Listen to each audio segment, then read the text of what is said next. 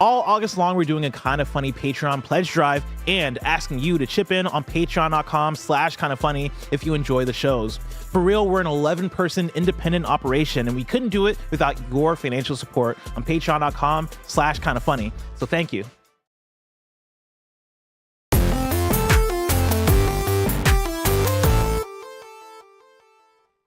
What's up and welcome to Kinda Funny Games Daily for Friday, August 18th, 2023. Of course, I am Tim Geddes, a forever changed man, because this man, the new face of video games, Blessing Adeoye Jr., That's me. just introduced me to a thing called Slamilton. Oh, yeah. Bless, what is Slamilton? It is a Hamilton Space Jam mashup mixtape, and it's incredible. I've been listening to it for years.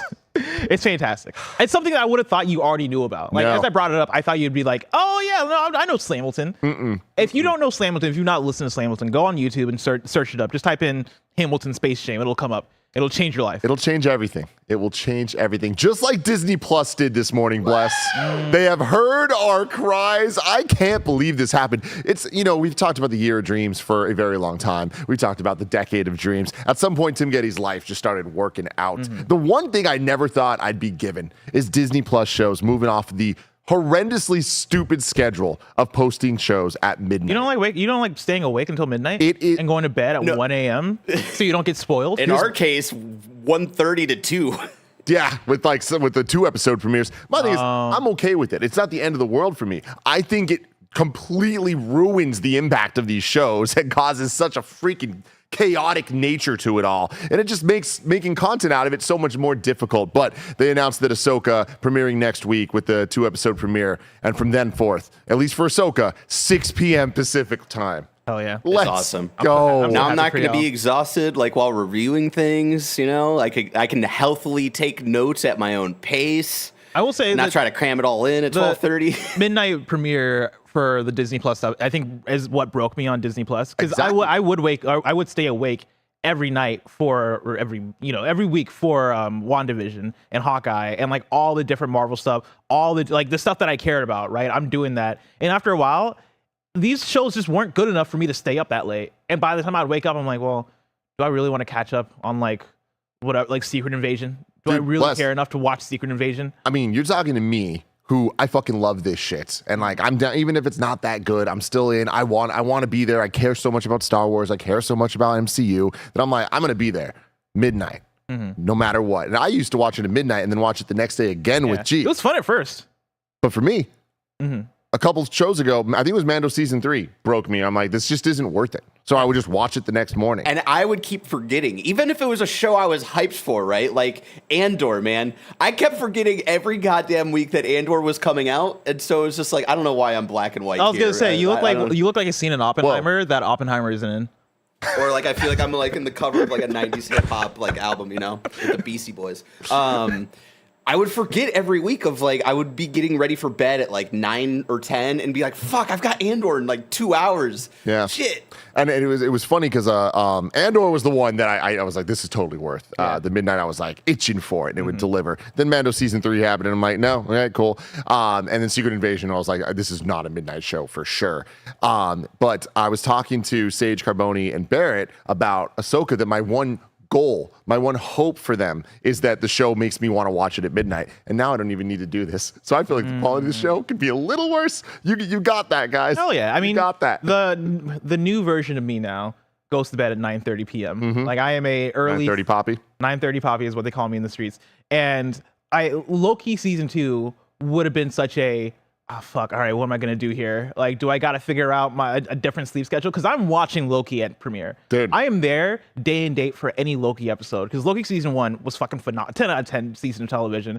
But yeah, like I didn't know what I was going to do if Loki was going to be a midnight release every week. Like that would have broken me. Yeah. So I'm happy it's happening. I'll do it at 6 p.m. Yeah, I definitely will too. I hope that I hope this works. I hope they keep it, but I'm feeling pretty good about it. Everybody, we will be doing our weekly Ahsoka breakdowns with me and the Star Wars crew, which of course includes Barrett Courtney, Anthony Carboni, and Sage Ryan. And that will start next week. So that's thrilling for everyone involved. I have one more episode of Star Wars Rebels. Oh, well, we got a little preview there. One more episode of Star Wars Rebels to watch. And man, everyone was right about this show. You know what I mean? Yeah, Specifically Baron Timmy! Courtney. I'll give it to him, but I can't wait for this. You're a little freak like us now. I am. I am a little freak. He's back in color. Oppenheimer's here. I'm a loth cat. Anyways, this is Kind of Funny Games Daily, though. Enough about all that movie stuff, all right? TV stuff. We're talking about video games here. And we do that each and every weekday live on twitch.tv/kindoffunnygames and youtube.com/kindoffunnygames. If you can't watch live, though, it's totally okay.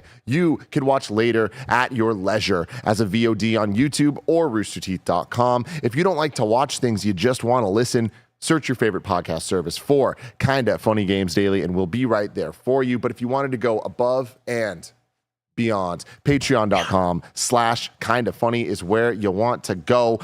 You can get the show ad free. You get a whole bunch of bonus content. We've been doing our Patreon pledge drive throughout the month of August, showing off all of the cool stuff we have. Every weekend, there's been free stuff going up for everybody to get a preview of Patreon content that'll continue this weekend. Thank you all for your support. It's been going so well. It's so great to see so many new patrons. So thank you all, and I hope that you enjoy your stay here. Today's stories include Gamescom opening night live predictions, the next Call of Duty getting more open missions, and so much more. Some housekeeping for you, though. A new PS I Love You XOXO is up right now with this crew of beautiful bastards, me and Bless, answering all of your PlayStation questions and giving our predictions for what we want from Insomniac's Wolverine. Very good discussion. Really good discussion. Yeah. We got in there. Yeah, I mean, I don't think I've thought about Wolverine this deeply yet. Insomniac's Wolverine, and like going through it with you and going through like I guess it could be multiple things, right? Like that got me hyped. I feel like we both had moments where we'd say something and be like, huh? Yeah. I didn't think about it from that angle. So yeah, really, really cool. Go check that out. And then yesterday, Greg, Nick, Mike, and Gary spent the day trying out Vampire Survivors' new co-op mode in a sponsored stream. If you missed them killing monsters and making Fantasy Critic deals, that'll be outlawed next season. You can catch the archive over on youtube.com/kindoffunnygames, just like every single stream we do. A lot of people are like, hey, I can't watch the streams live. Like, why don't you upload them anywhere? They're on YouTube. You can go check out youtube.com/kindoffunnygames every single day. Gameplay for y'all. And then over on Patreon, new Kind of Feudy's up right now featuring me, Raj, and Joey. And it might feature one of the biggest screw jobs of all time. Oh, you know? Greg Miller's on is what you're saying. He's a screw job. He is a screw job. He's such a screw job. It's also a twist ending. Thank you to our Patreon producers, Jedi Master Deadpool, Delaney Twining, and Logan Delaney, the Delaney brothers. Today we're brought to you by Liquid IV, but we will tell you about that later. For now, let's begin with what is and forever will be the Roper Report. It's time for some news. We have 6 stories today. A baker's dozen. Bless, yesterday I saw a YouTube comment that said, if I was, what's the word for when you're so thirsty? You're so thirsty. Like thirsty in a I want waterway or thirsty in a and I want waterway. You're gonna die. Parched? But even worse. Dehydrated? If I was in the desert dying, and Tim Geddes was trying to sell me Liquid IV, I still wouldn't buy it. Wow. That's what I saw. Wow. And I have never saw Holy cow. a comment that I'm like, man, you don't know what you're missing out on. Oh, dude, Liquid IV changed my life. It's a game changer, man. Like Legit, there is a night out, just to give like an example, right? There was a night out where, Bless, Michael Hyam, and myself, maybe we're out drinking until, the deep hours of the night. Mm-hmm. And I didn't take care of myself that night. And I woke up in a super duper mess of a situation. Didn't feel like a human being until like 5 p.m. the next day, right? But Blessing, he took that. He literally was carrying around like little packets of Liquid I IV. took it to the birthday party that we went to, and I was waving it around in front of people. And I was jealous. I was jealous. I was fun, dude. It was like, because people were like debating, like, oh, do I really want to get that next margarita or whatever? I'm like, I bust out the Liquid IV. I'm like, listen, y'all. Listen, it's time. I got this stuff, all right?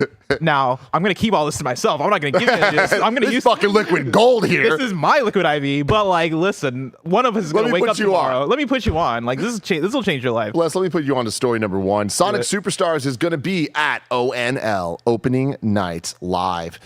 Jeff Keighley tweets, get ready to grab your player 2 and 3 and 4. I forgot this game's multiplayer. Yeah. Sonic Hedgehog Superstars news coming Tuesday to Gamescom Opening Night Live. You can tune in live at 11 a.m. Pacific, openingnightlive.com. And remember, of course, it's a big press conference, so we are going to be reacting to it live right here from the spare bedroom. So stay tuned for that. The plan is we're gonna be live at 10 at the normal Games Daily time. Greg and Nick are gonna be out here hanging out with y'all, talking to the chat. Then we're gonna do our live reaction with the normal crew, minus Andy because he's on vacation right now. So me, Bless, Greg, and Mike doing Gamescom reactions, or Gamescom, live reactions. And then after that, we'll do a Games Daily as a post show to Gamescom, giving all our thoughts on everything that happened. So it's going to be a great fun day of hanging out with y'all. But yeah, Sonic the Hedgehog, Superstars, getting some news. I imagine we get the release date. When do you think it is? I mean, all the rumors were October 17th, right? Which was the artist formerly known as Alan Wake 2's release date. Yeah. And also a couple days before Spider-Man 2 and Super Mario Brothers Wonder. Yeah. So I don't know. I feel like it's Sega. They don't give a shit. They would just do it, right? There's the other side, though. Alan Wake backed out already. So are they going to be smart here, Sega? Let's start here. What's the smart date for Sega Superstars? November. Yeah? Yeah, I think you get out of October entirely. I think you still have the luxury of doing that. I know moving a release date isn't the easiest thing even behind the scenes. Like, there are already things in motion. It was leaked by a retailer. And so, like, there's things in motion already for that release date being the date. That said, the public doesn't have that as the release date, right? And so, like, I think you still do have that luxury to go, all right, like, behind the scenes, we can shift things, right? Because for this game, I would say that getting away from 4 games dropping at the same time is going to be good for you, even as a Sonic Superstars, which is a different kind of game, but also it's a very similar kind of game to Mario Wonder. I mean, it's the most similar. Like, legitimately, there has never been a closer, like, this is a straight up Titanfall 2 Battlefield situation. Yeah, right? And like, if it was just Mario Wonder and Sonic Superstars, I actually think that'd be pretty neat to have those drop at the same time. I mean, that's because we're platformer perverts. Yes. But the fact that you have not just those games, but then, Spider-Man, which is going to be one of the biggest games of all time, of the year, right? The conversation is going to be happening about that. People are going to be making content about that. The internet is going to be all focused on Spider-Man 2. And then, a game like Alan Wake as well. That's just way too much competition. And right now, November doesn't have as much competition. There are games, right? There's that Yakuza game. There is Persona 5 Tactica. There are games in November, but it's not as heavy as October. And Sonic already has that tradition of releasing in November. Sonic Frontiers was November. I think Sonic Forces was November. Sonic Mania, I think, was like summer, but like that was like a May or April. That was sort of a weird one, but usually Sonics come out in November, so I think it makes sense. I don't think there's any reason for them not to go that date. I think October 17th was one of those ones where when they're planning the release date, let's say in spring, and nobody's put their flag down around that time yet, it's like, oh yeah, let's do October. But now that we're post Summer Game Fest and everybody's there, it's like, no, actually, let's not do that. And I think we've also seen a good track record so far of developers understanding that and going, oh, Starfield's coming out. In that case, let's move Baldur's Gate up to this date. What was the other game? Oh, Alan Wake 2. Yeah, Alan Wake 2, seeing Spider-Man. Okay, let's move our release date up, right? Like, people are getting out the way, and I think that's a good idea. And yeah, I'm with you. I think November feels right. I feel like for the type of game it is, they're going to want it to get around that Black Friday, that holiday rush, because that is what the intended audience is for this game, just like Mario Wonder. The difference being, though, Sonic Superstars, multi-platform, right? Yeah. So it is still going to be speaking to that family audience with consoles that aren't just a Nintendo one. The question I have for you here. What's up? 2, 3, and 4 player Sonic. I know we're both like about it. Do we think it has online play? Yes. Yeah. I think it does. Yeah. I think it has online play and Super Mario Wonder doesn't. So here's the thing. I've been talking a lot about the Super Mario Wonder thing. Somebody tweeted at me and showed me from the Super Mario Wonder website that me and Greg were talking about this a couple days ago about, I wonder if there's anything that is like to the contrary to the tweet that was put out that said local multiplayer. And there were a couple words that were talking about multiplayer like online multiplayer needing a service. So it could just be generic talk about Nintendo in general, but it was on the Mario Wonder page. So we'll see. Like, here's my thing is, if Mario Wonder does have multiplayer, isn't it going to be trash? Like, isn't the like, aren't you going to have so much latency? Aren't there going to be communication errors where you get disconnected or whatever? Isn't that the standard for Nintendo? Here's the thing, and this is just a hard truth that nobody wants to hear, but somebody has to say. All right. there is like a lag built in to these multiplayer Mario games because the bubbles getting hit and it like does that annoying pause thing even when you're local that I don't think the dum-dums Nick Scarpino, Snowbike Mike, and Andy Cortez understood when we did our Mario 3D World streams. The Mario 3D World online is, I'm not going to say the best online of all time. Yeah. It is not nearly as bad as they act like it is. It's actually a problem with the game. Okay. But I didn't want to say that. Nobody tell them that, okay? Okay. Nobody tell them that. All right, Barrett, where are you going? Don't tell them, Barrett. Barrett's running to tell them. Barrett actually got up and ran out. Crazy news, Andy's not here, so I think Barrett's going to Texas. He's hopping on a plane right now. So I feel like I don't expect it to be a fantastic experience, but I expect it to work. I'm so curious to see how they do it, like how not online, but I guess online, but multiplayer works in Sonic Superstars, because I think it's a fun idea in theory when you think about how well it's worked for New Super Mario Brothers. Like, that's such a fun way to play the game. That is the way to play the game. I hate that. I don't agree. No, with New Super Mario Brothers? Fucking hate it. It's a different game, and I appreciate it for what it is, the chaos of the competitive co-op nature of it all. But hell no, dude. Single player through and through for those things, man. I am definitely more on the multiplayer co-op side. Like, and then maybe that... you also don't like these games that much. The New Super Mario Brothers games? Yeah. No, I mean, I like them. I just don't put them up with, like, Mario 3 and Mario World and Mario 1 and stuff, right? But like, I think they're still really fun games. And I think when I look at Mario, for me, 2D Mario is a communal experience in a weird way. Maybe this might be just me, but like, I get it. Growing up, right? It was me and my siblings playing Mario 3 and Mario World and stuff, right? Or it was me and Addison playing Mario World. And so like, I associate playing Mario with other people and passing the controller back and forth and like doing the thing where we go in Mario 3 where we like go to the Mario Brothers mini game that's in there and then like fighting each other and annoying the other person because they didn't want you to go there. They wanted to keep playing the game. I love the shared experience. Yeah. We all. I'm like, as soon as I started talking about it, I'm like, I know other people feel this too because we all did this. But I like that communal experience of Mario, and the New Super Mario Brothers captures that better than any other Mario game because it literally has that built into, hey, we're all playing on the same screen. You press the A button on the sideways Wiimote to like get into the bubble if you want to bubble up, if you want to be lazy for that level and like have your friend carry you through and then they'll pop you or whatever. That for me is the game. That's like the one. I don't think I've played through New Super Mario Brothers single player. Like, I don't think I've done that actually. Out. I think I've only played those co-op. You're missing out, man. You have Am I though? You are, dude. New Super Mario Bros. U on the port on the Switch. When there's a lull in gaming at some point, you're like, I'm looking for. I started that though. When it came to Switch, I played. I want to say half of it. I played like the first 4 worlds or whatever. And after a while, I was like, all right, this is cool, and I put it down. Right? Like, it's not the same without having somebody there with you. You need the debauchery. You need the chaos. Now, here's the thing. Do we need the chaos in a Sonic game? Because I do not see this being good at all. I already am on the side that I don't think it works that great in Mario. It's super fun, but I feel like not the ideal way for me to play. In the Sonic game, hell no. Yeah, what are the things they're doing to account for the speediness of Sonic and like how chaotic navigating a level is in Sonic? Because in Sonic, I'm going to take the downward path. I'm going to get launched up in the air and then like fly to this side of the level or whatever. That's what Sonic is, and I don't know how that translates to people playing on the same screen unless there's a split screen.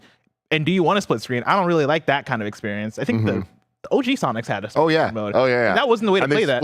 They split it horizontally, and it made everything super squished and weird. No, like I don't want. Still did it, though. I don't want that out of Sonic Superstars, and so I don't know. An online experience, I think, makes sense because then you're just focusing on whatever your screen is, and again, that maybe that defeats the purpose of, well, if I'm over here and they're all the way over there, why are we playing this co-op anyway? I don't know how they do it, but I don't know. I think it's worth trying. I think if they're able to hone that in and figure out how to keep things focused in on making that co-op experience work and making that interactivity happen between players, I think they could capture some of the magic of New Super Mario Brothers multiplayer. But thank you, Barrett. Yeah, Barrett's brought up Sonic. Split screen. So real quick, let's end the Sonic story with a question, Bless. Sonic Superstars, we played it just a little bit, not too much. It felt right. Feels like a 2D Sonic should feel.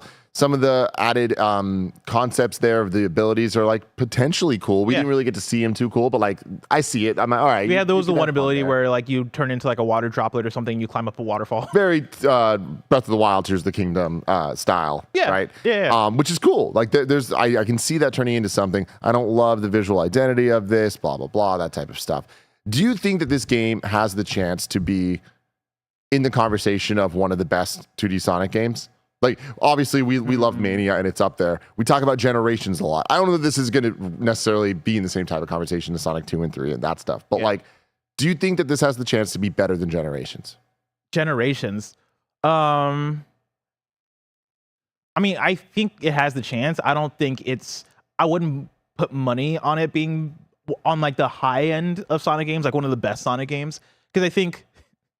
Well, this might be a hot take, and I think you might disagree, but I think when it comes to what we want out of a peak Sonic game, I don't think it comes down to gameplay.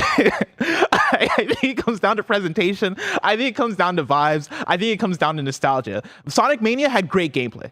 Like Sonic, and that's unique about Sonic Mania. You just made my eye twitch. Sonic Mania is unique for having great gameplay as a Sonic game. Like, but what makes it is it's a fun video game. It has such great presence. It looks fantastic. Has an amazing soundtrack. It has dope level design, right? It has all these elements that make us fall in love with it. Sonic Generations had all that nostalgia built into it, right? And I think that game was pretty fun to play too. But like, if we're ranking a Sonic Generations by gameplay purely, it's like 7 or 8 out of 10. Oh yeah, yeah. Maybe I'll probably even be closer to a 7 out of 10 than an 8 out of 10 for Sonic Generations. But once you add in the references, the music, the nostalgia, like how well they captured the history of Sonic, then it's like, no, this is a great game. Like this is now an 8 or 9 in my opinion.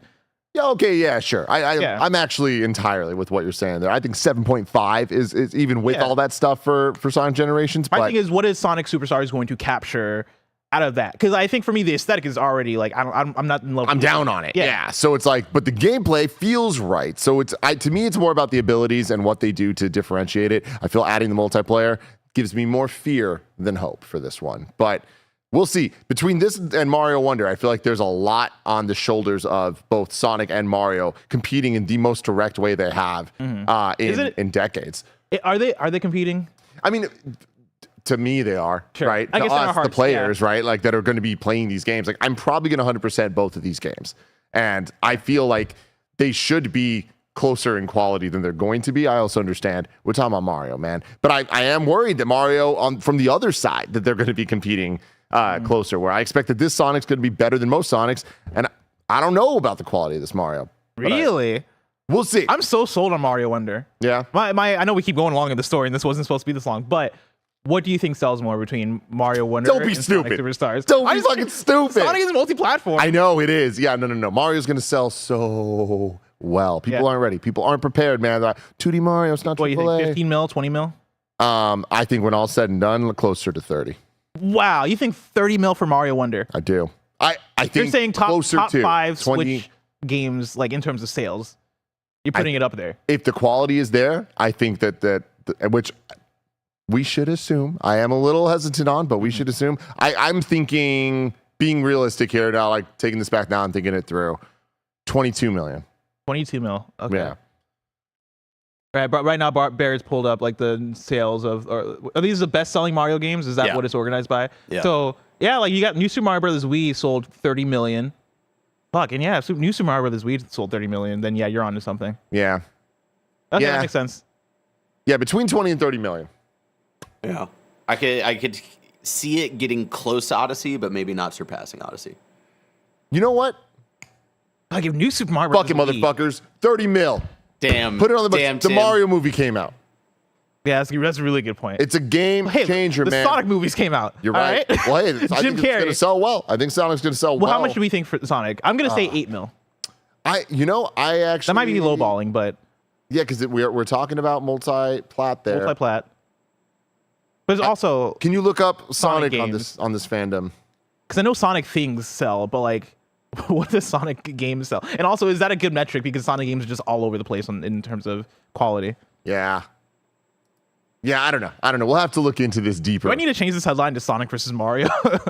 We'll see. We'll see how things go after story number 2. A Delta Force return's been teased. This comes from Ryan McCaffrey at IGN. Developer Timmy Studio Group, TIMI, has teased the return of Delta Force, the classic voxel-based military first-person shooter that debuted on PC a quarter century ago. The new game will be a cross-platform effort spanning PC, consoles, and mobile. More will be revealed at the proper unveiling next week at Gamescom, opening night live. Large-scale multiplayer was a big part of the original game, and that appears to be the case in the new version, as you can see in the gameplay teaser. If if you want to go check that out. Yeah, and then I have it here linked for Barrett, so I think Barrett's probably working on bringing it up. But did you know about Delta Force? No. I did not either. And when I saw that I saw the trailer and I was like, oh, somebody's announcing a Delta Force game. Wow, that cool. And I saw the trailer. I'm like, oh, this looks like a first-person shooter. All right, cool. And I saw this, that I then saw this story and saw that it's the return of Delta Force. My mind was blown. Yeah. I'm like, Delta Force was around? Wait, okay. They said it was a voxel shooter? Do I not know what voxel means? I mean, I think the same thing you think of when we say voxel, right? Voxel's like gun. 3D pixels. Yeah. Right? So what the fuck? What's happening here? How is this a voxel shooter? The old one was a voxel shooter. We got to look up. We got to get to the bottom of this. We got to reach back into the history books and find what the original Delta Force was. Barrett, if you could look that up for a sec, that'd be cool. But while you do that, I'm going to move on to story number 3 here. More opening night live news, the trifecta, if you will. Call of Duty will be shown at opening night live. Tuesday, see the world gameplay premiere of Call of Duty Modern Warfare 3 during Gamescom opening night live. Barrett has the footage pulled up here, and gonna be honest, not seeing the voxels. Well, when you say 3D pixels, isn't that like a lot of early 3D games? Yeah, I feel like that's what they mean. Yeah, this is 98. Because technically, I could see how you would call this voxels. I think the definition of voxels just evolved as video games evolved, right? Yeah. Because all this is just pixels. Like these aren't 3D polygons. I'm not a developer. I don't know, but I don't like it, Bless. That's all I'm going to say. But Call of Duty Modern Warfare 3 is going to be shown, the world premiere of all that stuff. Does this do anything for you? Call of Duty being at Gamescom? Not much, but I don't get excited about a Call of Duty until it's in my hands and I'm playing it. And like even most of the time, I'm not even showing up for a Call of Duty unless it's Black Ops. Black Ops is the one where I am like, all right, cool, this is my time. Like I'm gonna hop in, I'm gonna play some of this. But like a Modern Warfare, I'm just not a Modern Warfare person. So what's interesting to me about this is Call of Duty's place in terms of announcements on a yearly cadence, right? Back in the day, you can expect it's E3 time. We're going to get a Call of Duty showing at the Xbox press conference. Then they might show up again at the PlayStation press conference. Then they're going to, just keep having the big old Activision, their Call of Duty stuff. As the game progressed, there'd be the multiplayer debut and the campaign debut, and like they would do all that. I feel like because of Summer Game Fest and just because of how the industry's changed and Call of Duty with Warzone and it splintered itself even, it's been kind of just Activision just kind of tweets things and just like kind of owns its own announcements, and it doesn't need to be like the biggest pomp and circumstance. And it's still kind of doing that here, but I do think it's interesting that they're using Opening Night Live for these moments, because Opening Night Live, I wouldn't really traditionally think of it as the place for the world premiere of a Call of Duty. But yeah, I think that it's the right place for it. And I think that it's pretty cool that they're doing it there. Yeah, I feel you. I remember, what was the Call of Duty? This is a KindaFunny.com/wrong. What was the Call of Duty that when it premiered, it had that big trailer with an Eminem song featuring Rihanna. I think it was either Monster or the other one, but it was from that album. Survivor. Yeah. Like there was a Call of Duty that premiered with that song. That was Ghost. Was that Ghost? I want to say that was like August-ish for a thing. But that was late because that was for the PS4's launch, right? That might be true. That might be right. God, we're really old. Yeah. But here, my thing is, Call of Duty, for Call of Duty announcements, do you think they just need to keep things fresh year to year? Because I feel like they've had an interesting cadence for the last 10 years of just announcing in different ways. Because I'm with you that, yeah, before it was around E3 time, either at a PlayStation or Xbox, or before that, like you would have a Call of Duty trailer. Yeah, you'd expect it by May or June-ish, but then lately they've been shifting around. And like sometimes now you'll get a Call of Duty announcement in Warzone. Okay, maybe now they'll tweet it. Maybe now they'll do a different thing. Is this them just being like, hey, we just got to keep things fresh to keep people, I guess, interested in the marketing cycle of Call of Duty? Not that people are uninterested, but like, your Call of Duty, people are going to buy you anyway. And so... Yeah, I don't think it's so much about them trying to keep the marketing fresh as much as it's them trying to just find the best ways to market what the products they're putting out are. And those products have just changed. Yeah. While it doesn't feel like that significantly, they are, and you look at it, like even where they're released, how they're released, and especially with all the acquisition stuff going on too. I wonder how that all affects even their plans, even though it's not supposed to change things. It does internally. So I'm interested in where this is going to go going forward, of like what the cadence is going to be of these things, because like we're on our second round of Modern Warfare trilogies. This is the second Modern Warfare 3. That's insane. Yeah, no, I mean, my thing is, I'm with you that I think Gamescom, for whatever reason, fits Call of Duty. Like, yeah, okay, cool. Yeah, see, that seems like an appropriate place to have a big Call of Duty blowout. Like, you're probably going to be the biggest thing there in terms of announcement. But I don't expect it next year. Like, next year, I wouldn't be surprised if, well, of course, it could be at Xbox because Xbox is going to own Activision. But on some level, I wouldn't even be surprised if I saw it at a State of Play or some shit, right? Like Call of Duty reveal. Yeah. Because Call of Duty can just show up anywhere they want and do it. And I think it might even just come down to timing of, hey, we ready to announce this yet? No, not really. All right, cool. Let's just wait until July. Ready? No, let's just wait until August, right? And like whenever they feel prepared enough to like have that rollout, have that push, I think they can just activate at whatever showcase or event is around, and people will open their door for Call of Duty. People will let Call of Duty in, and so I think what I don't know. It just sounded open the door for Call of Duty. It. But yeah, I think they can just end up at any conference that they want to, no matter the time of the year. Anonymous writes in with a question about our opening night live predictions, but bless. I want to get to those in just a second after a word from our sponsors.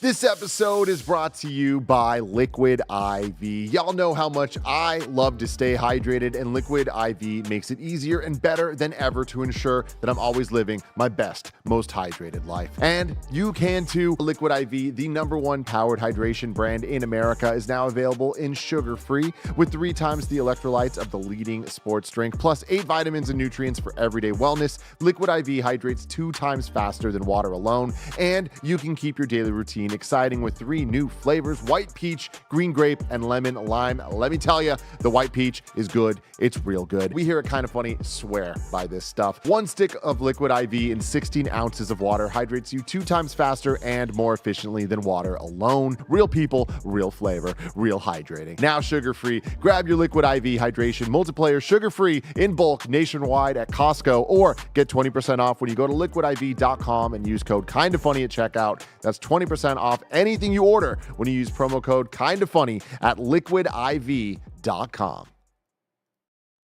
Snowbike Mike, if you're watching this, we have more Call of Duty talk to talk, so feel free to come in and talk with us. Let Call of Duty in.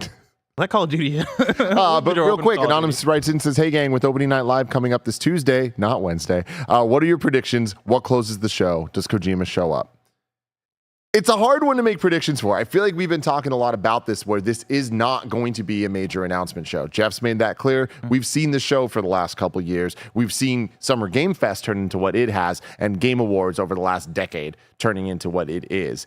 I do not see this as something that we should be predicting necessarily. A whole bunch of things. We had a Gamescast scheduled to do predictions for, and we were talking about it. It's like, can we even come with 5 predictions each for this that are worth talking about? Like, I'm sure we could, but like, I feel like we're just going to get extended demos of a bunch of things. I do think, to Barrett's amazing picture that he has here, Kojima's up to something. He's editing even more. He's showing us that in the background of this picture. This is a second picture. What do you think the items mean? Because yesterday it was the Rotten Tomatoes tomato, and today it's Marcel with a shell with shoes on. Say that again? Marcel the Shell with shoes on. I honestly, I mean, it's Kojima. He loves movies. He's always watching them. I don't know that they necessarily are like telling us, like, I don't think those are ties into a rumor or anything. If anything, it's just Death Stranding is his Hollywood game. You know, like all my actor friends. Maybe Marcel is going to be on the beach. Oh, whoa. Maybe what's your wait? Oh, hold on. Marcel is Princess Beach. But someone voices Marcel the Shell. Voice actor. I never thought about that. Jenny Slate. Becky G. Jenny Slate voices Marcel. Oh. Marcel the Shell. Does she really? Yeah. Shout out to maybe she's in Death Stranding too. Maybe a Rotten Tomato is as well. Whoa. We don't know. We'll have to wait. We'll have to see. But I think that Kojima will be there. I think Death Stranding 2 will be talked about. You think Death Stranding 2 will be talked about? I do. See, I think Kojima will be there. I think it could be another number of things. Yeah. I think Kojima could announce a shirt, like a Kojima production he's shirt. Editing something. Yeah, but we don't know that's for this. Tokyo Game Yes, Show. we do. Stop bringing up Tokyo Game Show. Tokyo Game Show is coming up. Dude, he's literally the Game Awards. teasing that he is when Kojima edits something, that is in and of itself an event blessing. Summer Game Fest is You next think year. Maybe he's- he's doing Summer up to Game Fest that. is next year. Maybe he's editing something for Summer Game Fest. If Kojima doesn't show up at CES is coming Gamescom up. with a trailer for Death Stranding 2, bless, I will buy you a pizza. All right, let's do it. Yeah, pizza bet on is Death Stranding 2 showing at Gamescom opening night live. Yeah. Okay. You think it's not? I think it's not. I just don't think Gamescom opening night live is hype enough of a show to have it. Yeah. But also, like, I mean, I just opened up an IGN article that's everything announced for Gamescom opening night live for last year. Because for me, when trying to figure out what's about to happen in the future, of course, you got to look toward the past. You got it. Got to look toward the past. And so, like, I go through and they had Everywhere from the from the ex Rockstar people. Yeah. Remember when, like, recently they were like, oh, by the way, here's a game. Like, I think they might have had multiple games. Like, here's things we're working on it Everywhere. And it was like a GTA clone. It's wild. But anyway, Everywhere was announced then. Dune Awakening got a trailer. That's where Sony revealed the DualSense Edge, which is kind of wild. Ooh, prediction. Fucking the slim PS5. Maybe that shows up. This man thinks the disc slim drive. PS5 gets announced, but Kojima's not going to show up with. Listen, last time Kojima was there, he had a fucking podcast. Last time PlayStation was there, they put out one of the best pieces of hardware of the last year. I love my DualSense Edge, and I Fucking love my DualSense. Bless, last night Y'all I love spent Edging. way too long trying to figure out how to get my DualSense Edge to pair with my Switch. Which was like, hey, not that hard. What are you doing? Dude, oh, it's fantastic. It's fantastic. Wait, it works? It works and it's great. It's great. Oh, so you get the 8-bit adapter. It's like $10. Plug that thing in, one button press, boom. You're edging. You're edging in style. Wow. The haptics feel real good. It's not HD Rumble, but it's like the best Rumble I felt on a different controller. I freaking love it. Here's my problem. Somebody help me out there. Somebody must know. How do I get the back paddles? How do I figure out to map the back paddles? I have a theory. I have an idea. If I take the dongle and I plug it into my computer, my PC, my personal computer, bless. Your personal computer. Use the 8-bit program. Can I then map the buttons there so that when I put it back, it works? I don't know. Well, I don't know. Not to get too in the weeds, but like I think a lot of the programming for the DualSense Edge is on the PS5 console itself, right? I Like, know. I don't know if you're gonna make that happen. I just don't know. I mean, if you press if you connect it to a computer and you press the buttons and it registers as a button press, then you'll be able to do it for sure. Yeah. But I'm not sure if that's how that works with the DualSense Edge. We'll have to see. Anyway, the DualSense Edge was announced last year at Opening Night Live. Callisto Protocol got gameplay. Lords of the Fallen got a new trailer and a new title. Moving Out 2 was announced. Hogwarts Legacy got a story trailer. New Tales from the Borderlands was revealed. Dying Light 2 got an expansion. Tortuga, A Pirate's Tale. Remember that? Marauders entered early access that October. Sonic Frontiers officially got confirmed for November. We're for sure getting a Sonic Superstars. For sure, we're getting the release date. That, I think, is a slam dunk. Yeah. There's Under the Waves. Goat Simulator 3 was there. Got gameplay. So we get it. I mean, we already know. He's already told us so many things that are going to be there. We're going to see Homeworld Mortal 3. Kombat. We're going to see Call of Duty. Like, we're going to get the Alan Wake. Like, we're getting a lot of stuff. Sonic. So I think that, like, the cool, big deal thing is going to be Death Stranding 2. And so Kojima will show up.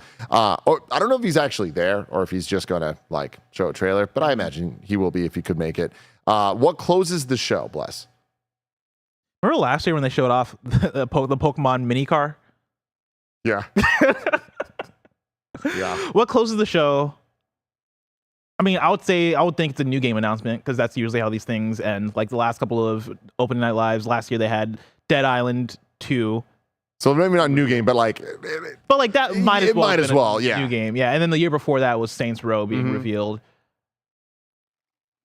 And both of those were like... Do we expect a game that's that level?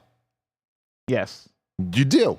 Well, when you say that level, like You know what I don't mean. consider that like a super high level. But it's higher than not. Like I expected to be like a game where it's like, oh shit.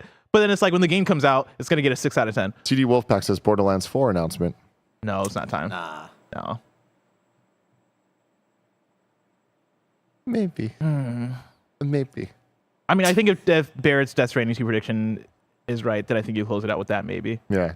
Because I think that'll be the Lock it in, biggest boss. thing you got. Lock it in. Yeah. Get your wallet ready. Or Yeah, you're gonna give me a PlayStation pizza. 5 well, disc drive. I honestly, Slim the PS5 console. Slim, I don't think it's likely, but I'd give that a I think there's a 30% chance. The rumors are that that's happening this fall. And so if, I can totally see them talking about that. We don't know when, like Project Q is also this fall. So that has to be announced at some point. Yeah. And maybe if the Edge was last year, like that makes sense for them to. That is true, actually. Yeah, that for like those PlayStation accessories. I'm locking in a PlayStation accessory thing happening. 100%. Yeah. In fact, add that to my Death Stranding thing. If I only want a pizza if PlayStation accessory hardware happens. No, but there has to be the Slim. The accessories, I feel, is an easier bet. Yeah, that's why I'm putting the pizza on it. All right, but then I get a pizza only if Kojima shows up with the trailer. Cool. Ooh, okay. And if both happen, the man must be there. If both happen, we both get pizzas. And Greg pays for it. And Greg pays for it. Oh, I like that. I like that too. I like that a lot. Thank you. Thanks, let's move on to story number 4. Modern Warfare 3 has a new style of campaign missions. This comes from Eddie at GameSpot. Mike and Roger, if you would like to come to talk about Modern Warfare, please make your way to the studio. Call of Duty Modern Warfare 3 has been officially announced, and one addition to the formula this year are what's called open combat missions for the campaign. In addition to the more cinematic, linear, and focused missions that fans have come to know and expect from Call of Duty, Modern Warfare 3 has open combat missions that give players more freedom. Players will have numerous additional choices for how to complete a mission, Activision said in a blog post. For example, if you prefer to use stealth techniques, you may wish to undertake an OCM. That's an open combat mission, Mike. Whoa. With the lights out approach, using night vision goggles and suppressed weapons, and complete your objectives without your adversaries knowing where you were even there, the company said. However, if loud explosions and reckless abandon are part of your repertoire, strap extra armor plates onto your torso and hit those targets head on. That was a lot of words. Modern Warfare 3's open combat missions, aka OCMs, feature a number of vehicles that players can use. Additionally, there will be a variety of tactical and lethal equipment available, and players can pick and choose to suit their preferences. In terms of the playable space, Activision said there will be a sizable landscape for these missions. This will allow players to approach objectives in different ways. You can truly play how you want to play, and open combat missions will support it. The campaign creative director said in an interview with Xbox that the trademark missions from Call of Duty will still be in Modern Warfare 3. These open combat missions will not replace them. The quote there, Call of Duty campaigns are known for these epic cinematic storytelling, narrative-driven missions that take the audience on a thrill ride. And Modern Warfare 3 has all of that. But we've also added open combat missions that provide opportunities for you to tackle a mission objective however you want to do it according to your playstyle. These aren't side missions. They're campaign missions woven seamlessly into the story, and they offer you more choices than you've ever had before. It sounds a lot like Uncharted 4. You get to Madagascar, and then you're in the little Jeep. It's open. But not too open. Snowbike Mike, Roger Picorni, what do you have to say about this? You know what this reminds me of? Tell him, Raj. A different game, a different series. Sniper Elite 4. Okay, we're going that way right off the bat. I thought we were going with the back outside boys. Oh, yeah. Back outside boys, back outside boys. Get out of the way, nerds. You two squares don't even know what COD is all about. Me and Roger have been in the trenches, in the favelas, the streets. We've been playing Call of Duty since you were over there tying your shoes, Sonic. We're going to talk about Call of Duty. When was the last time now. you guys played Call of Duty? I reviewed it on the played Xcast. it last night because, of course, Modern Warfare 3 had a special event in the Warzone, and we got to get up to date with what's going down. Tim, this is fabulous news. This news, Roger, is hype as hell, big dog. It is. What do we want to talk about first? Should we talk about the open mission structures? Should we talk about zombies coming to Modern Warfare, Tim? I don't like that. I don't like it. That's the first time. I want separation of church and state. This is crazy, Zombies belong in They're the bringing church. zombies everywhere also. No, keep zombies Black Ops. God damn it. Roger, That's let's talk about Treyarch's the thing. campaign first. Yeah, really quick. Okay. I'm okay on this. Like I'm not super excited about this because last time they tried to do anything different, which was in Modern Warfare 2, the last one. We didn't like that. We didn't like it. No, they had to add crafting, and they were getting real stealthy. And they're like, "Yo, craft this shit in the final mission." And then the final mission, spoilers for all y'all, just absolutely sucked. But it was lit. But it The spoilers are that it sucked. Call of Duty is very good at one thing, and it is shooting. So once they start trying to branch out to diverging pathways They don't and know all what that they're stuff, doing. I don't know. I'm excited that they're trying something different, but I'm not too hopeful on this. So here's the deal. I've really enjoyed the Modern Warfare campaign so notes? far. Yeah, we got notes. Yeah, we lot got of notes, bro. We gotta get you a lot of notes. Gotta hit you with the You guys real. are talking about Call of Duty without us. We have to start Show the cooking notes up. to Tim. So here's the deal. I really, really, really like the campaigns thus far. I think Yes. they kill it with the popcorn, big budget action flick. I love the idea of them stretching out and trying. They tried with some crafting last time. Now they're going to try with this like more open sandboxy mission structure. Not all of it, but I like the idea of it, right? Because it gives, if you watch the trailer, which I know you two jabronis, you didn't watch the trailer. You're Come not on, getting with dude. it. Give some real intense Metal Gear Solid vibes, right? Like giving some real stealthy, real dark type vibes, and I liking that, right? And so for me, I love the mix, right? Yep. Give me the bombastic linear structure. Give me this open-ended stuff where I go through the tunnel, Roger goes up on top, and we try something different. I love that idea, Raj. I think that's fun. And I also like that this is not the end of the trilogy, right? There's going to be more Modern Warfare games past this because it seems like they're taking their time. Now we're going to start getting to the thing of like Modern Warfare 2, the last Modern Warfare 3, the last one, like the 2000 old Modern Warfare 3. 2013, 2007. 2007. Jesus fucking No, Christ. it's not 2007. No way. No, Is it 2009, Warfare 2, 2009. 2002. He's talking about 3. I'm 3. 3 was in the team. It was like 2011. Okay, yeah. So, We're talking so about 3 Modern Warfare ended 2. with starting with like World War 3. We're not even there Yeah, we're in not Modern there Warfare yet. 3. So that's going to be the next one. So Modern Warfare Advanced 4. Warfare. Wait. So this Infinite? game isn't No. World War 3. No, this game is not going to be World But like, War what 3. about when the M like turns around and They're not W? doing that this one. Oh, now they're going to do 4, and then it's going to What's turn the to a point? 3 probably. Yeah. It's crazy. So- But like that's fucked up because like that Modern Warfare 4 should be World War 4. That's what I'm saying. Like but I the don't M know. should turn around. Can they do That's the two? whole point is you turn around the M. Maybe If there's you can't do another that in one. the branding. Why are you even doing it at all? That's what I'm saying. That's what So I'm saying. yeah, I'm excited because of course, if you played the event last night in Warzone, you got some nice little story pieces, right? Forrest coming back. Graves, maybe a character that you thought you killed in a tank. Well, he's back and You nothing thought so, happened to Tim. him. He's fucking back on the good side as well, which was crazy. So I'm jazzed up about the campaign. Let's talk multiplayer because Tim, that's where the money is made. Of course, $1 billion in 10 days. Blessing, what was that? Was that a B right there? Was that a That's B? the billionaire $1 billion? boys. That's what Call of Holy. Duty's putting up on the charts over there. 16 maps at launch. The original Modern Warfare 2 maps. So here, listen to this. Fully modernized. They're doing the Modern Warfare 2 maps from the old Modern Warfare 2. 2009. They're bringing into Modern Warfare 3, and that is the only maps that they're launching with in this game. Then there In will be. Modern Now, is that good or bad for you guys? That is. Well, there will also be 4 ground war maps. Oh, okay, gotcha. Yeah, there's ground war maps. So this is a good thing, I think, in the big sense that they are. This is a game that has been in development for only 1 year, essentially. So they are basically like kind of scoping out this game in a good way, which I think that they are just taking the old maps that we all know we wanted, that we all like, and then they're focusing on the quality of life improvements that we've been wanting for Modern Warfare multiplayer. So I think in that sense, it's good, and there will be 12 new maps that they are adding on past in the coming In year. the post-launch, yeah. 12 new 6v6 core maps. That's what you want. Of course, the big one for all you players out there that has been spending money and time carrying forward your weapons, your cosmetics, bundles, operators, all of that is coming with you. So that is a big win. Especially remember when we were all celebrating Halo Infinite? Carrying over the season pass. Like now this is a big deal. Call of Duty, you get to carry all that stuff over, which is super, super dope. And we're elevating the movement, Bless. You can slide cancel. You can reload cancel. You can cancel everything. You can cancel Mini map is back. Minimap is back. Yeah. So if somebody shoots with an unsuppressed weapon, you can see them on the Did you know red the minimap dot. was gone? That's a big goddamn The deal, minimap's back. Tim. That's a This sounds big like some deal. Apple shit. This is some dope stuff. And then on top of that, Raj, let's talk about zombies. Oh, yeah. Okay, zombies is a big deal. Zombies is being made by Treyarch, and it's going to be an open world, the largest Call of Duty zombies ever. You will have 4 squads, up to 24 players. It's going to have a little mix. Here's the pot. We're mixing the pot. Little extraction shooter in there. Oh, you like Escape from on. Tarkov? You like DMZ? What if we added zombies in there and we kept feeding you the stuff that's hip and hot right now? That sounds We got awful. a battle royale. We got an extraction. We got Shit. zombies. We got the best arena shooter on the map.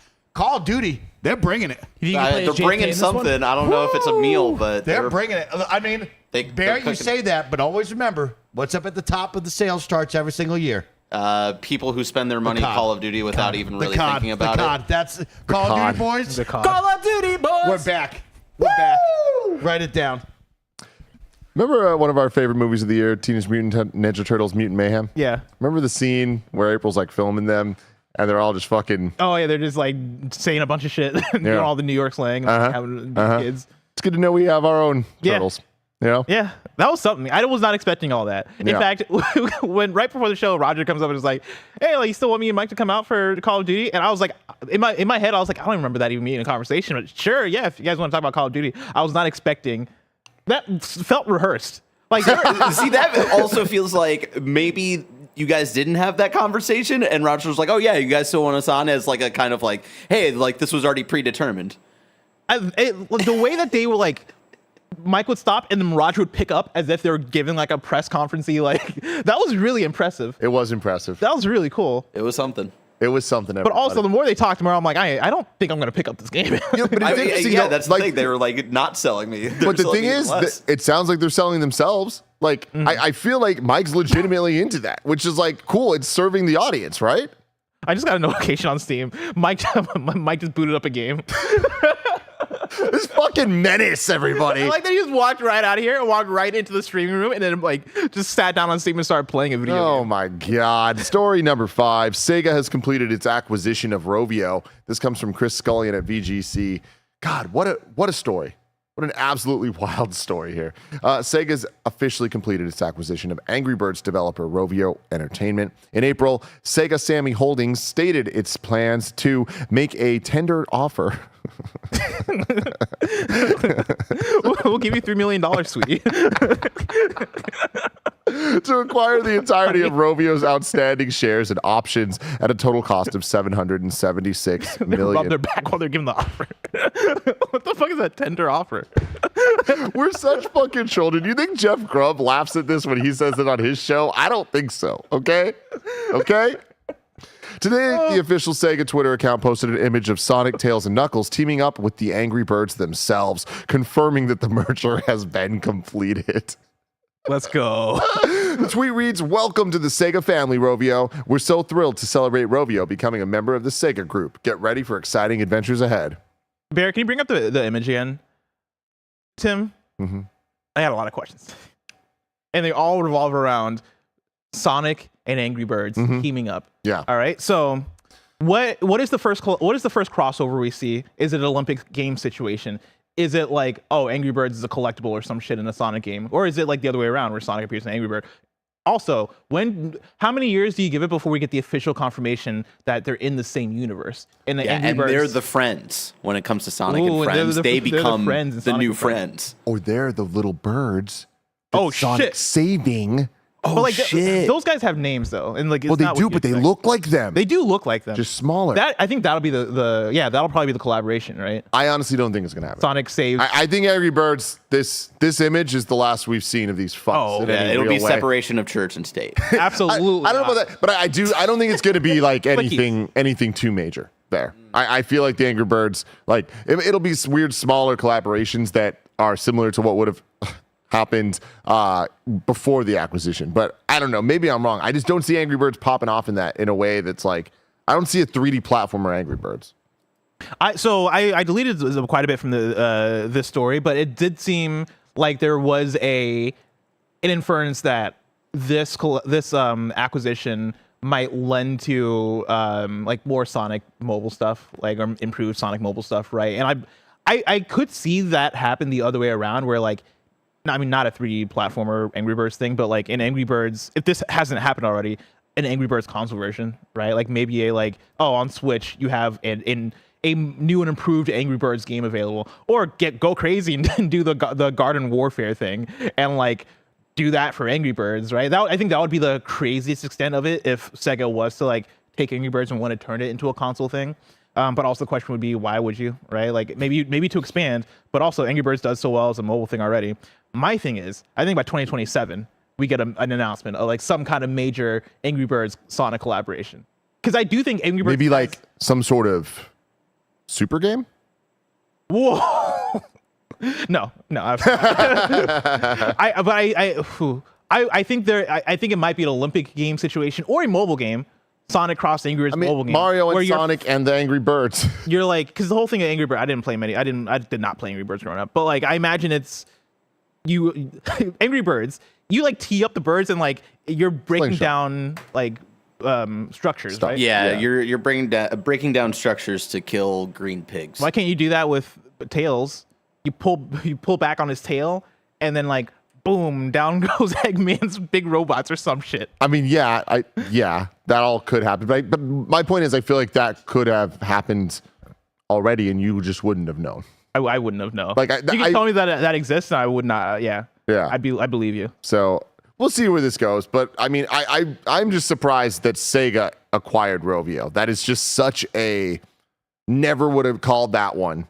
No. 10 years ago, even 5 years ago, even 3 months ago, if I'm being honest. Something about it makes a lot of sense to me. I don't know what. Like Angry Birds feels like they fit the Sega aesthetic somehow, and I don't know why. Like I can easily see Sonic standing next to the angriest bird from Angry Bird, standing next to the Yakuza guy. Like it all makes sense in my head. And Ulala. Standing next to Teddy from Persona 4. Story number 6. Like a Dragon Gaiden will include Gaiden. Not sure for this one. Gaiden. Yeah. Well, will include an infinite wealth demo. New overview trailer reveals. This comes from Tom Ivan at VGC. Ryuga Gotoku Studio has published a new overview trailer and developer update for Like a Dragon Gaiden, the man who erased his name. Publisher Sega announced in June that Yakuza spinoff will be released on November 9th, 2023, Halo 2 Day, for PS5, PS4, Xbox Series X and S, Xbox One, and PC. And in today's video update, the studio director announced that the game will include a demo of Like a Dragon Infinite Wealth, which is coming to the same platforms in 2024. We're planning to save more detailed information about the game until just before launch, but we really wanted to respond to your excitement. Infinite Wealth is a cool phrase. I really like it. I really like that that's the subtitle for a Like a Dragon game. And also tender offer. Tender offer. I also think I like that they're doing this. This feels like a strategy from a bygone era of putting a demo for a game in another game. But I think this will sell copies of Like a Dragon Gaiden, right? It being more of a spin-off Yakuza / Like a Dragon game. This is the fact that you have a demo for the upcoming thing alongside it or with it. I think that makes a lot of sense to get it in more people's hands and get people more excited about this one. And so yeah, good on you. I like to see this. I like to see it every now and then. I don't think everybody should do this. I like to see this every once in a while. I think that's they put out enough games quick enough that it makes sense. It makes sense. Like I don't think that I'm gonna play this and all of a sudden like never see Infinite Wealth for another 4 years or whatever. And I think this lines up with their cadence of releases. Yeah. Barrett, you did a hand motion at me that I've never seen before. I don't know what it means. I think did it have to do with giving a tender offer? Tender offers just sounds like a weird thing. I don't know. It does. Nothing, Barrett. Is he in there? What's happening? He's on his way to Texas to warn Andy. God. Well, if he's walking in Texas, it's going to take a very, very long time. Texas is so far away. It's so far away. If I want to know what's coming to mom and grop shops today, where would I look? You would look toward the official list of upcoming software across each and every platform, as listed by the KindaFunny Games Daily Show hosts each and every weekday. He is in there. Yeah, I was having a conversation with Kev. Oh, he looked like he was out today. We got Bomb Rush Cyberpunk on Switch and PC. That's crazy. It is. I've been waiting for that game for years. And here it is. And everybody's been excited for it. And now here you can finally learn the truth. Did they not, are there reviews out for it? Because I don't think I got a review code. So I wonder if others did. No, yeah, there are reviews. Yeah, there are reviews here. Ooh. I mean, the one review I see is an 8.5 out of 10, which has me excited. Hey, good for them. Let's open up the Metacritic. All right, I see no reviews on Metacritic. We also have Madden NFL 24 on everything. Texas Chainsaw Massacre on PS5, Xbox Series X and S, PlayStation 4, Xbox One, and PC. We're going to be streaming that later. Mike's very excited about this stream. Ain't that right, Mike? Yeah! Hell yeah. No Creeps Were Harmed. Early access coming to PC. Amid Evil, the Black Labyrinth DLC coming to PC. Some new dates for you. Honkai Star Rail version 1.3 is launching on August 30th. I keep wanting to check out Honkai Star Rail. Yeah. But it's just one, it's a big commitment. And then also just too many games are coming out. And then also I know it's coming to PlayStation eventually. It's on PC right now. Just PC. And when it comes to PlayStation, I think that'll be my time. I think that's when I'll jump in. But I'm getting the FOMO with it. A little you're wrong action. You can go to kindafunny.com/you're wrong to correct us when we get stuff wrong. Just like Skylar did, zombies don't only exist in Black Ops. They were also in Infinite Warfare, which is in the same universe as Modern Warfare. I don't like it. Yeah. Yeah. I don't like it either because Bless doesn't like it, and I like Bless. Yeah. Everybody. Just save zombies for Black Ops and the occasional World at War game. Remake World at War. Yeah. You know? Wow. Remember World at War? Mm-hmm. A tough title to say. Yeah. Say that 3 times fast. Next week's hosts, we have Jared Petty and Gary Whitta making their return in person here at Kinda Funny Games Daily. That should be an absolute blast for y'all to stay tuned for. And then Tuesday, like I was saying, Games Daily will be the post show to Gamescom opening night live. We will live react to it. We'll be here at the normal time of 10 a.m. Pacific just to hang out with y'all as a little fun pre-show warm up until the main event, opening night live. And then we will do our Games Daily post show breaking down what we just saw. Then Wednesday, we got me and Bless. Thursday, we have Bless and me. And Friday, we have me and Bless. There's just so much of me and you. I know. Give the people what they want. That's what they're asking for. That's Right? what they're Once the show clamoring. started, I saw people in chat. Tim and Bless fire emojis. Yeah. And if you like that, P.S. I love you. It's up right now. And it was a fire episode. Check it out. Tim, I mean, let me tell you, right after this, we're going to record that show where we talk shitless. Yeah. What's that show where we talk What's about that show shit? where you talk about the lists and we talk about a lot of shit? We're recording the shit list, and we're going to talk about the 10 best health bars in video games. Excellent. Yeah. Excellent. If you're watching live after this, we're going to do a little post show where you can get your super chats over on YouTube or your resub messages over on Twitch. We will read them. There's also a new thing called hype messages. Is that right, Mike? Super. Hype messages over on Twitch that function like super chats. So get them in and we will answer those questions as well. And then Texas Chainsaw Massacre after that. What a great day to be a Kinda Funny best friend. But until next time, I love you all. Goodbye.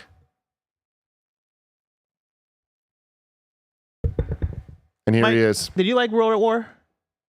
Call of Duty World at War? That was when they first introduced zombies, Mike. It was really cool. I liked World at War. I actually like all Call of Duty games. I am a sucker for it. Every single year, I'm willing to shell out $60 and have just a grand old time with Call of Duty. Like, there's not been a Call of Duty game that you don't like.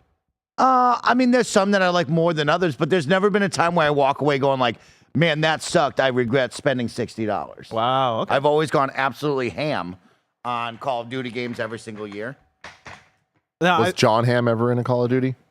Feels like he would have he been. seems like the kind of dude He that would should Call of be in Duty. one, you know what I mean?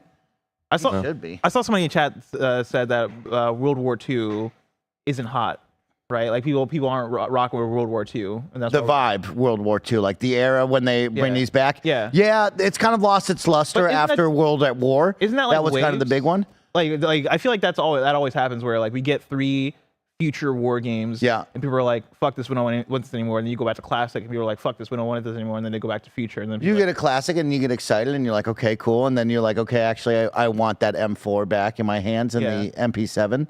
And then we go back there. are people ever satisfied? Will there come a time where people will want to go back to World War II? Yes, of course. Okay.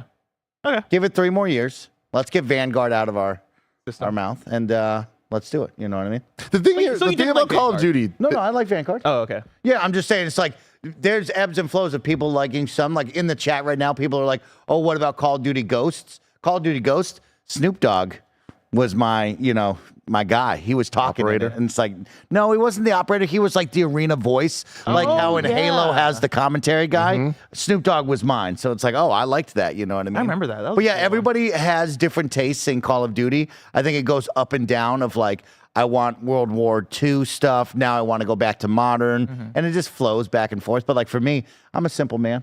I just want a new game every single year. I want to jump into the brand new maps. I want to experience the new guns. I want that rush of the first month or two of everything feeling new and fun.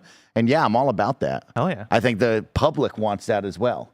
As much as like the internet it complains, it clearly sells well every single year. So like, but it reviews well too. on. Yeah. That's the other thing too. Is it's not just it sells well. It's like they're giving their audience what they want, and the critics are liking it too. That's all that matters. It's just the people, mainly it's the people not playing that don't like Call The of Duty. Titan. It's a gosh darn Titan. Hey, what up, everybody? Welcome to your Super Chat Post Show. It's your boy, Snowbike Mike. Back again, joining your two incredible games daily show hosts. We're back, ready to have some fun with all of you. Of course, you can get involved right now, whether you're watching on YouTube and or Twitch, through Super Chats, through bit donations, hype chat features, and, of course, resubscribing to the Tier 1 through 3 level. Of course, let me know what you think of Call of Duty. Do it. Also, let me know what's up with Bomb Rush Cyberpunk. Why is there only one review from NoisyPixel.net? What a noisy pixel. Did they break embargo? I don't think they. Oh, no, the game's out Well, I don't today. think. Game's out. Yeah, but like what I think might have happened is that like somebody there bought the game at like midnight and just played it all through the night and then wrote the review. Which, if that's the Smart case, move. good on you. Smart move. Like that is No, some not work. good ethic. on you. Yeah, but also you probably shouldn't do that. But still, like. What do you mean if they didn't give them a code and the person wants to be first out there? Yeah, no, I get Get that grind set mentality. Grind set. I like here's that. the problem with this. I just don't. I don't know what the content of the game, but I highly doubt if the game.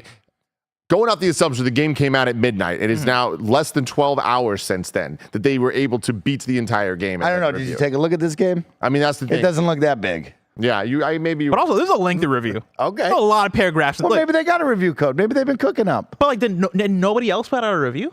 Did you? Because Get the game? I did not get a review code. No. Okay. But also, like, I mean, I didn't request one. I asked Greg to request one, but I don't know if he did it because he's been very busy. But like, what's going Altered on? Rain says more than 12 hours. They could be East Coast. East You're Coast. right. It could have been.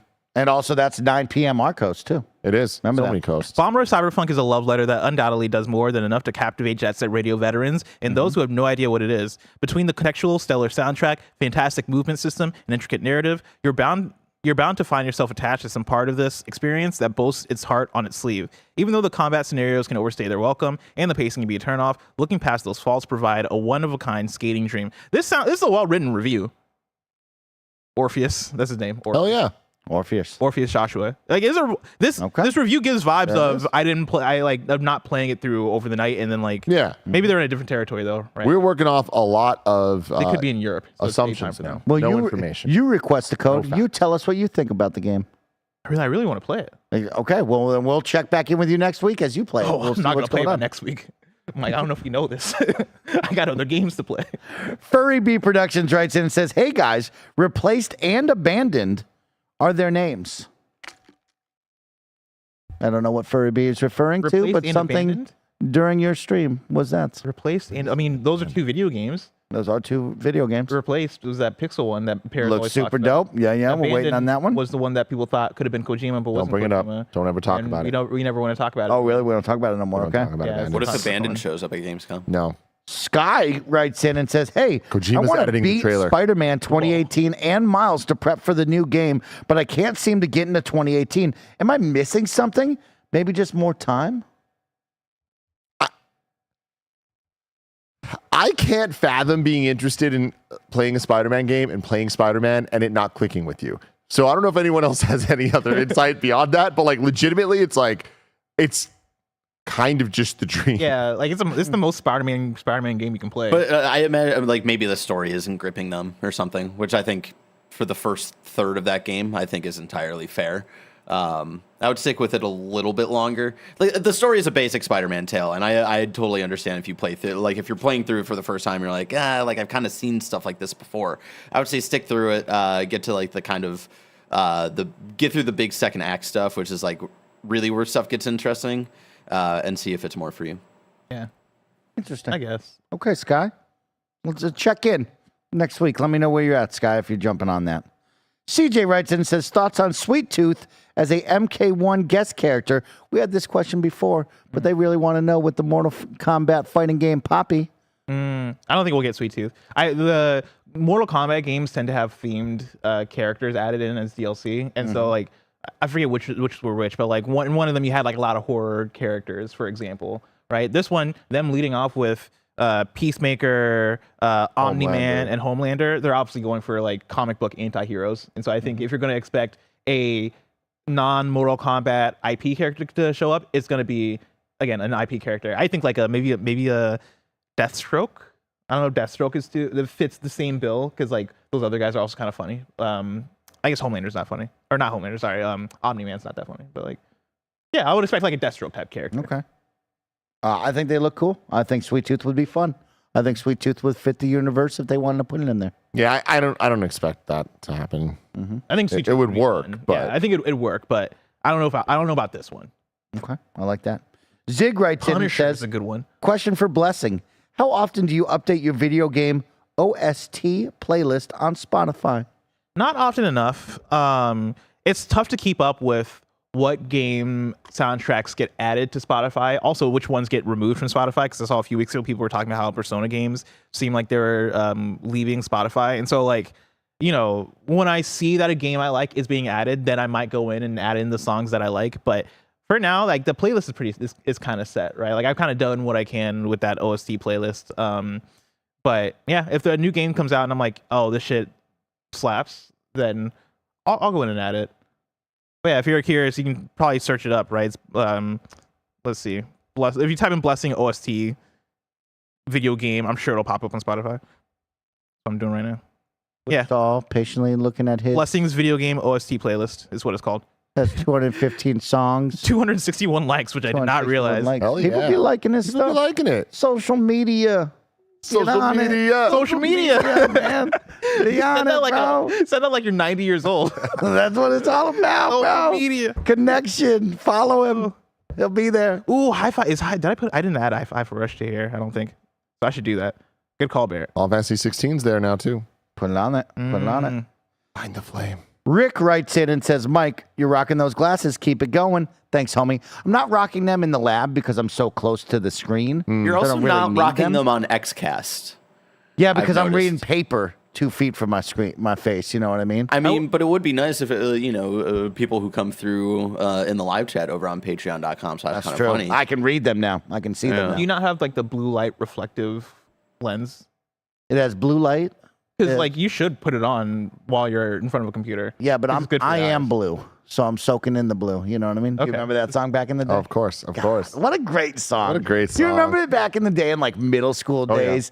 They had those like middle school nights where they take over like some sort of rec center or It's something. always like, nice there. Hey, you could roller skate this place. You're roller definitely not skate, supposed to be roller you could skating. swim. They would have like a dance party section. It's like, who's swimming when everybody's dancing or playing dodgeball in the gym? What a great time.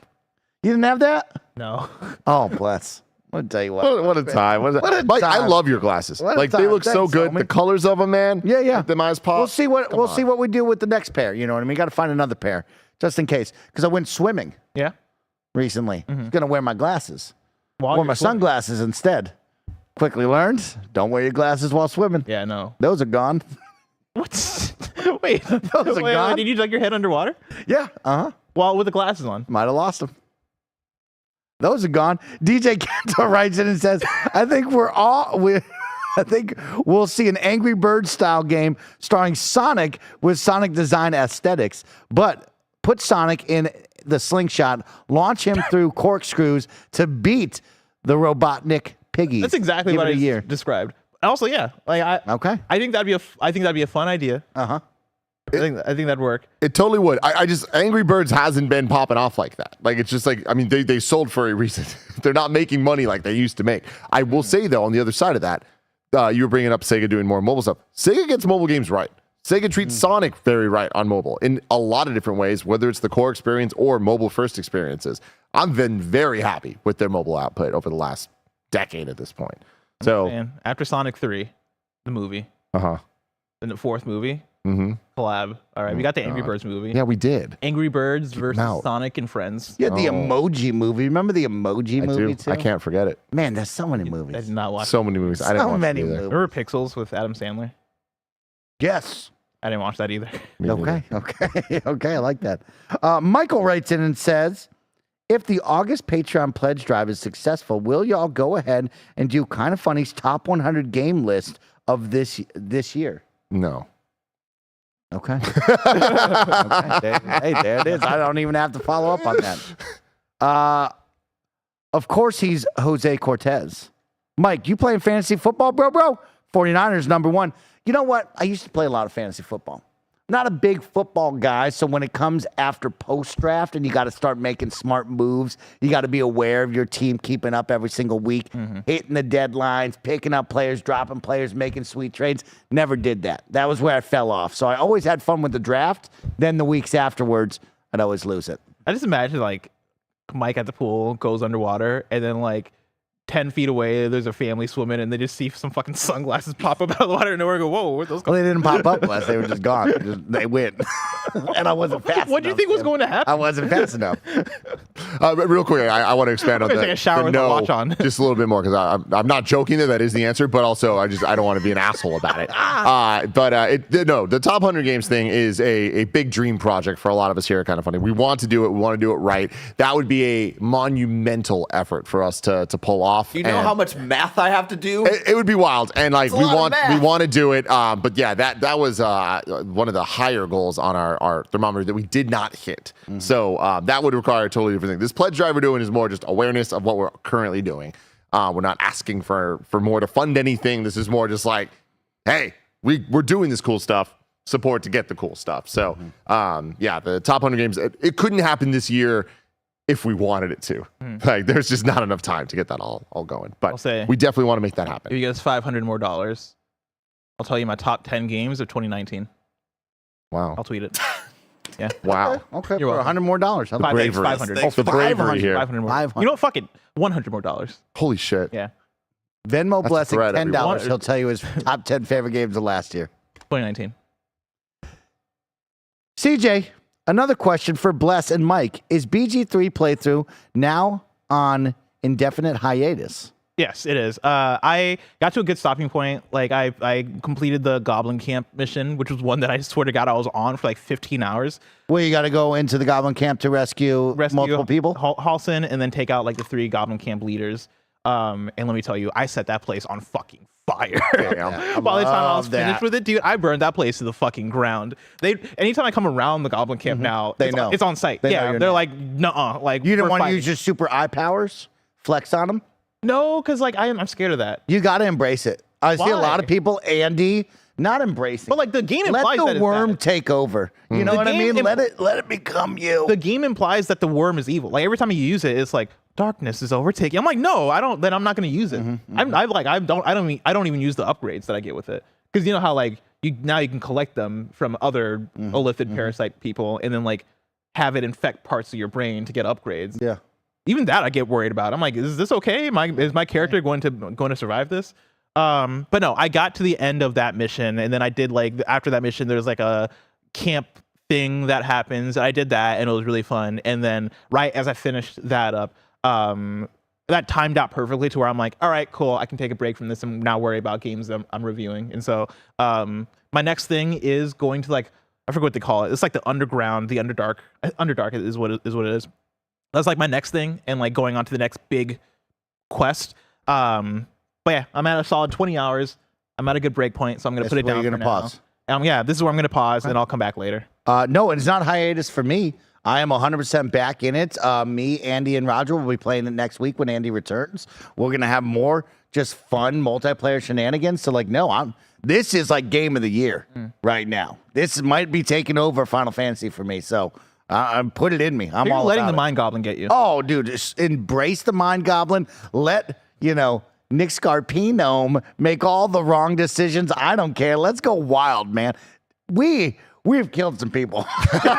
we have done some things in this video game that you cannot come back from, and it's totally worth it. Yeah, it's such a fun game. It's like the tough thing is that this game is so fucking long and deep, and I could see myself, if I finished this game by the end of the year, I could see it being my 1 or 2. Like, I think it's in competition with Zelda Tears of the Kingdom. Like, that's how good I think this game is. It's good. Awesome. And that's the Real conversation good. I think is going to happen in the industry. Like, this game better be nominated for like Game Awards Game of the Year. And if it is, I think there is a chance that it overtakes Zelda. Like, I think at the end of the day, I'm still more impressed with what Zelda does, just in terms of the fact that like that game doesn't break, dude. And you have so many things you can do with that game. Like that game, I don't understand how that game exists. Right, but Baldur's Gate 3, I understand how it exists. It exists because they took their time and they took their effort and they like really let it marinate and they did early access, right? And like so much went into making Baldur's Gate 3 what it is, and because of that, it is one of the best RPGs so far from just the first 20 hours that I've gotten to play. And because of that, like I could see the argument for it for Game of the Year. I think it is gonna come down to a lot of people being like, I've had that Zelda experience before in a Breath of the Wild, right? But like Tears of the Kingdom levels it up versus Baldur's Gate 3 pushing the RPG genre forward in a way that is really impressive. I think it's gonna be a really interesting conversation when we get there. We'll see what Starfield does, right? Like that. The game of the year is about to be fisticuffs. Man. JB writes in and says, "How is Greg so low on Blue Beetle, Spider-Verse, but so high on The Flash? That's wild." All caps, wild. You know, everybody looks at things differently. Yeah. Some people enjoy some things. Some people don't enjoy some things. And I can All say subjective. definitively that Greg's takes on Blue Beetle and Spider-Verse are not the same at all. Did you not like Spider-Verse? He wasn't as high on it as we were. Okay. But he was pretty low on Blue Beetle.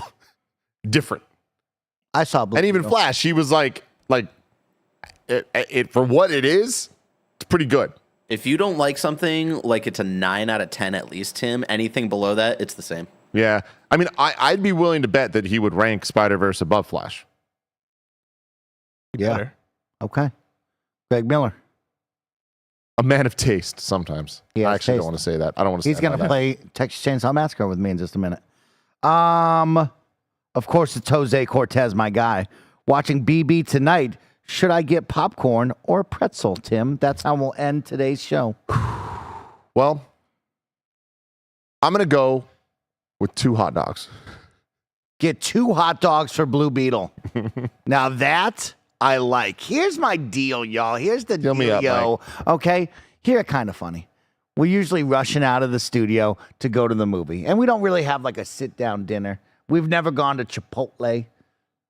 Maybe we should. Just throwing it out there, you know what I mean? I'm not really getting a good meal before the movie, and that leads Because me you're not ordering a to meal. the snack line. No, And Mike, now stop, I'm in the stop. snack line. No. Getting Junior Mints, M&Ms, and Kit Kat bars. It's a lot of chocolate, Tim. Motherfucker. I need to switch up my Motherfucker. game and get hot dogs. I'm thinking. You do, and I do it all the time. But Mike, you switching can't up. be saying this because you're referring to a couple days ago Yeah. when we did have a plan before the movie, and we did go to a place, and we did sit down to get food. But what did Mike do? Where was Mike? What was I doing? It was me. It was Greg. What It was was I doing? Gia. It was Roger. It was What were you Leanza. We're there. People What's that Mike wanted doing? food, we ordered food. I was chomping on some lumpia. It was Yep. fantastic. I love lumpia. Greg's eating some freaking Lumpia. like tater tots and shit, chicken wings. All right. Roger's like, I don't eat anymore. Like, that's what was going on. Mike's was over Mike doing? here. What was I doing, Bless? Where the fuck is Mike? Oh, he's in the bathroom. No, he's not. He's in the corner playing pool by himself. Playing pool. Shooting pool like you were on Tuesday night. With 3 other adults. Well, they were all sitting down. And we went there to play pool. Eating food, Mike. You got to work on your game, Tim. Just so you know, if you want to become a pool shark, you can't not Don't train. misdirect You the have to fucking work. conversation, So, like, Michael. don't wanna become a pool shark. This is There's about Mike putting in that you work. complaining You- about no dinner before a movie when you had the You chance to gotta have get dinner before a on movie. Your grind. If you want to be the best at something, if you want to elevate your skills. I've muted his mic. gotta go out I've there muted his and mic. His mic is muted. It's all a misdirect, everybody. He's trying to distract you. Mike of has how- he has that grind set mindset. I never want to hear mindset, Mike dude. say grind set ever again. I never want to hear Do that you out got of his that fucking dog mouth. in you? You got that dog in. Are you Bear, you willing just gotta to go get the that extra dog mile? in you, dude. The hot dog. 2 of them. I'm about to Two. smash some hot dogs. Get a hot dog for Blue 2 Beetle. of 'em. You'll be Whoa. happy. You don't want to get up during Blue Beetle. You'll never want to leave your seats. You know what I mean? So Eating make hot sure dogs is you wild. pick as much food as possible. What were your in thoughts on there. Blue Beetle? Can I share my thoughts on Blue Beetle? Of course. The Oh, review's man. out right now. You can check it out. But Mike, what's your Blue review? Beetle was bad. you Blue think it was Beetle bad? was one of the worst superhero movies I've ever seen in my entire Holy life. shit. I have cried after every single superhero movie that I've seen that I can remember. This one I did not cry at. This one what are you talking about? Like truly and honestly, I cry after every single superhero movie because it just hit me. Shazam 2. I didn't watch that one. So Black we'll see. Adam. You know, do I You cry at the end of Name Shang-Chi? one superhero movie you cried at. Spider-Man. The end of Spider-Man. Okay. It was good. God, Spidey's Okay, good. but you're using that one example to be like every movie. Like, did you cry at the end of Shang-Chi? No, you fell asleep and No, then that at one was point another you bad stood one.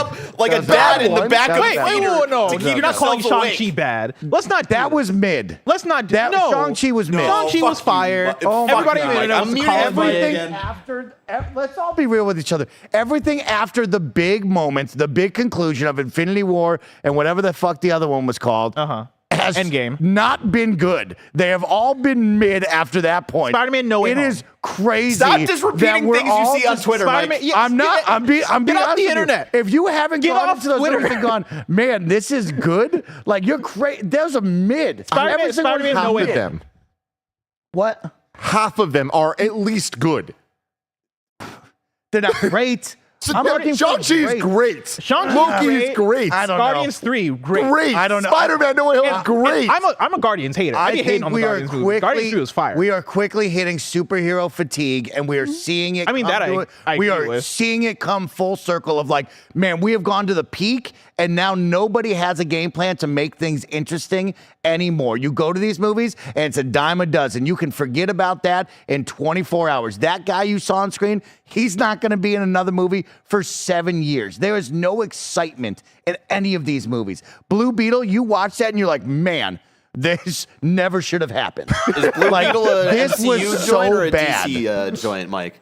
It's DC. Marvel Okay. has. Oh my God! You want to go over to Marvel? We can look. We've been talking about Marvel. What are you listen. talking about? Oh, We were my just guy- talking about my guy- Marvel Black for the Widow. last Did 2 you need minutes. Black Widow? Absolutely not. No, but like Okay. my Wait, guy, what about? Hold on. What, Black what, Widow. Did you need Black Widow in your life? what needs a weird word? No, Black Widow Was is not Black bad. Widow Black good? Widow has one weird scene of CG where Yelena kind of falls back that everyone shits on. Black Widow is more than fine. It is a good movie. I'm just telling you, It's not bad. That you go to these movies now after the big one, and they're just not that great. Even Guardians of the Galaxy 3 No, was okay. not that great. no way, Dude, I'm telling you, I do not Fuck you, understand Mike. people They've hating on lost Guardians the 3. Seriously, lost fuck the off. sauce. I can't believe I'm turning I into a cried Guardians during defender. Guardians. Your boy Guardians Stomach 2 and Mike had to 3 come out there and mean be a honest. lot to both. Like both of those movies mean a lot to me. Fuck off with that opinion, Mike. Guardians 3 is the It's best wild. Guardians, and I'll say it. It's wild. I know it might be a hot take, Is but the like best one? Yeah, I Also, think it's the best person in one. the They chat peaked who at said one. Black Widow is And the I thought worst Guardians 2 was MCU not movie good. has not watched every MCU movie. I'm going to be honest there. That's wild. I Watch thought more Guardians MCU 2 movies. was straight up not good. I thought Guardians 1 was pretty good, Oh but my like gosh. Guardians 3, I think is the best one. That shit hit me in my feels. The latest Doctor Strange movie. Yeah. Yeah, okay, that one had problems. That one It had had problems. That one Yeah. was mid, not good, not great. I liked it for personal reasons, but I get that opinion. The I latest understand Thor that. movie. Mid. That one was mid. I'm with you there. Okay, well, we're And going down the Ant-Man. list of. I Like, know, but we like, you can't just ignore Spider-Man and fucking Black Panther 2 Spider-Man? and fucking Which Spider-Man? No Way Home. Which is in our top 5 on our list of all of them. I don't know. I thought that one was fine. Thought that was fine. Ladies and gentlemen, of course, those are my takes on Marvel movies. It hasn't been the same since we reached not a the movie peak, podcast, me and you, Mike. unfortunately, I need to see something out of the superhero world. James Gunn, I hope you can save the DC universe. Who's ever running Marvel, Kevin Feige and the team over there, you got to get back up in the sauce. Find yourself back in the kitchen, get lost in the sauce, and create something good. Because I'll tell you what, woo! We've had a tough one right there. Your boy Snowbike Mike over and out for Black today's Panther 2. Games Daily. You must have liked Black Panther too. It was good. It wasn't great. It All right, get us out of here. was good. It was great. Get us out of here. Goodbye, everyone. Get us out.